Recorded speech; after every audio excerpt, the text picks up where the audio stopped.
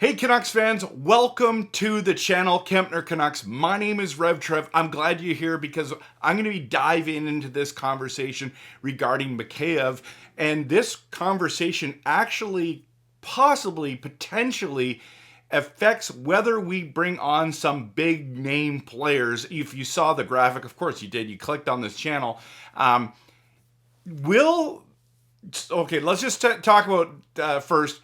The Canucks have allowed permission for the agent of Mikheyev, Milstein, to go and seek for a trade. Now, that has caused a buzz in Vancouver. Everyone has been disappointed with this contract, with the production. Now, one goal or in 60 games, opportunities in the playoffs when we needed him, couldn't finish. You've heard me say this year he's had hands of cement. Mikheyev has been a huge disappointment. Now, it's been an awful contract, right? We know that, and it's because he gets into Vancouver and has a massive, very serious ACL injury, very hard to recover. I mean, you need your knees in hockey. So, and I shouldn't laugh at that. That's a very serious thing. Just laughing that's just what you need. Just like you need your hands, you need your feet, you need your skates, or you need your knees, all those kind of things, right? But here's the thing. He has been developing. He has been good enough to play, but has not come to the form why Allvin and Rutherford signed him for $4.75 million for 4 years, and there's this season coming up next and the season after. Now, everyone during the year said, listen, we're glad that Mikheyev's back, but it's going to be next year, which would be this season coming up, 2024, 2025, when you're really going to see the best version of Mikheyev. And that's actually a really important piece to know, because I made this video called The Mess of Mikheyev. If you haven't watched it, please go back and watch it. I think it's very interesting, talking about the scenarios that we can do, whether it's trading him, buying him out, keeping him. And so the plan is going forward right now. I mean, you can't just trade him. Buying him out isn't the greatest option. I mean, we can't just buy out all of our mistakes, right? Trading him's a difficult one because it depends if you need to include a sweetener. So I was under the understanding that he would be back in Vancouver. And I think my take is that I think he's going to bounce back. Now, is he going to bounce back to be producing $4.75 million? I doubt it. But you never know. It could. They gave permission for Brock Besser to get traded. The agent could go talk there. Garland, same thing. Nothing transpired. When that is given, that permission is given, I always think, so what? I'm sure the team has tried to trade him already, and Milstein's like, no, I can do it. Now, interesting take. Why does Mikheyev want to leave Vancouver? Why is he okay with that? Maybe he doesn't want to play on a third, or I would recommend at this stage playing him on a fourth line until you see it. He can play the penalty kill. I think he's going to bounce back this season, but here's the biggest thing. Whether if Mikheyev stays, does it equal that we do not get a big name free agent and Zadorov? I think the big names are, everyone in Vancouver is convinced that we're getting Gensel. I just think $9 million for a player like that, he better produce. He's played with Crosby most of his career, almost all of his career. That's playing with Crosby. Those are the numbers you get, right? Like this is one of the greatest players of all time. Okay, he played on his wing. Then he goes to Carolina, played well. So I think he's a good player. But can he play with Pettersson?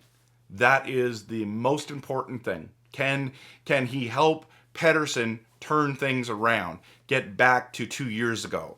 Kuzmenko was a huge part of that. because, Kuzmenko had 39 goals. I don't think Gensel's ever scored 39 goals. I mean, it's so tragic that Kuzmenko didn't pan out in Vancouver. First of all, 5.5 million, way cheaper. Prediction, I mean, he didn't play well last year. Tokic didn't like him, didn't have the defensive structure that he was wanting, was a healthy scratch. Terrible, terrible, terrible. But if you could have figured out a way to help him defensively and kept his offense, I think that was the cheapest and best option. But no, we moved him out for Lindholm. And I get it. I understand it. I understand they were trying to move the money. And by moving him gives us opportunities to get a guy like Guentzel or Reinhart or Marchessault, whoever those players are.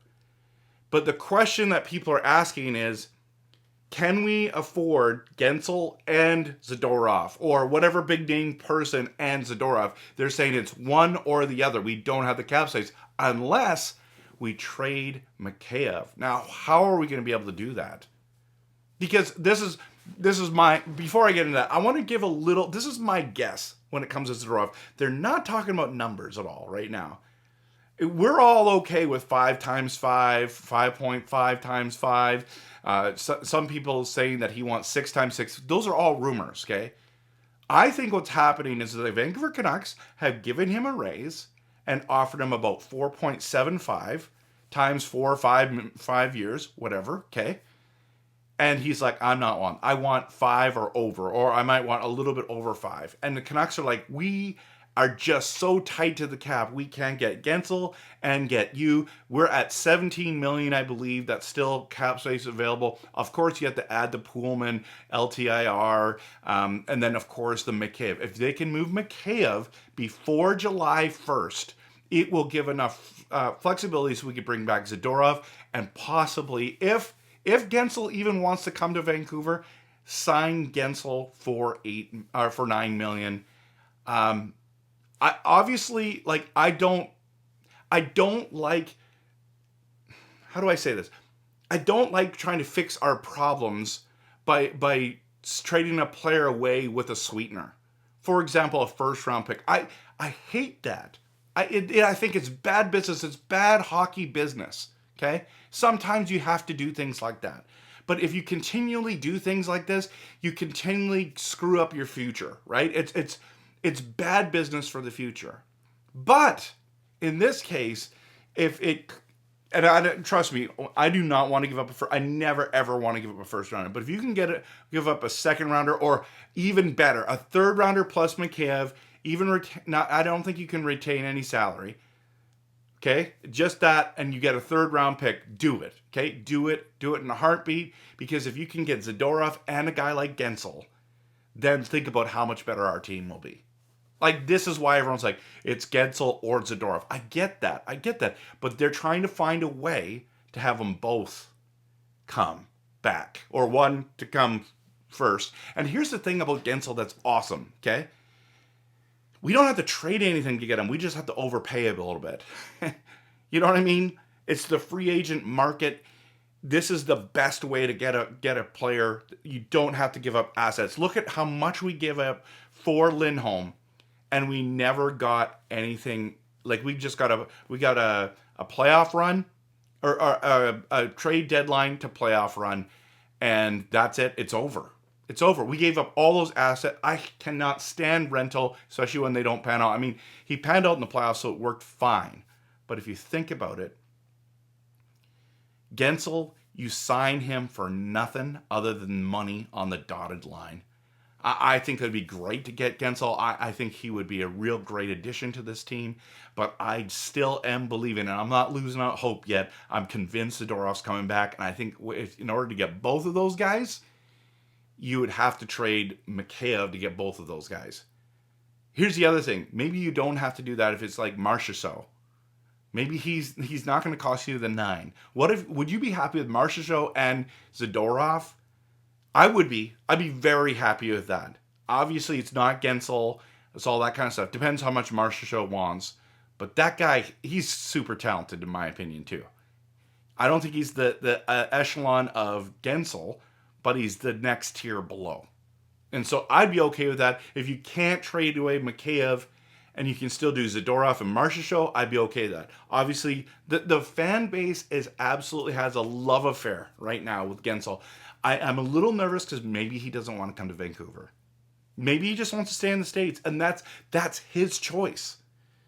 And that's what we have to be prepared for. Like I'm preparing myself. Like if we get Guentzel, I'm going to be excited, but I'm not going to be like super disappointed. I'm going to be more super disappointed if we don't have Zadorov.